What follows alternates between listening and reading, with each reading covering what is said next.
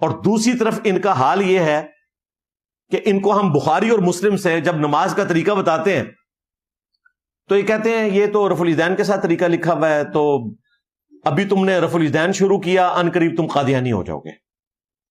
جب تم یہ بات کرو گے پھر ہم تمہیں تمہارے گھر کی خبر دیں گے کہ بھائی قادیانی تو حنفی ہیں جی، حنفی بریلوی، حنفی دیوبندی اور حنفی قادیانی۔ قادیانی تو بغیر رفع الیدین کے نماز پڑھتے ہیں، ہمارا کوئی اسٹوڈنٹ قادیانی ہو ہی نہیں سکتا، کیونکہ ہم تو اس طریقے پہ نماز پڑھتے ہیں جو بخاری اور مسلم میں لکھا ہوا ہے، رکوع میں جاتے وقت اور رکوع سے اٹھتے وقت رفع الیدین کرنا۔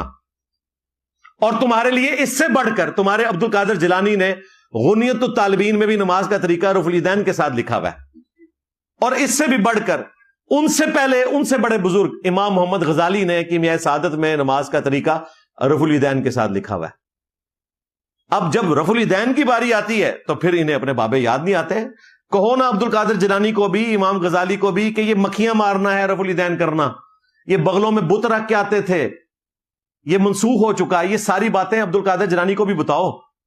تم کہتے ہو کہ وہ تو غوث الاعظم تھے، اور غوث جو ہوتا ہے وہ پوری کائنات کو اس طرح دیکھتا ہے اپنی ہتھیلی پہ جس طرح رائی کا دانہ، تو اس کا مطلب ہے عبد القادر جیلانی نے پھر حدیثوں میں بلکہ ڈائریکٹ نبی اسلام کو نماز پڑھتے ہوئے دیکھ لیا ہوگا رفع الیدین کے ساتھ۔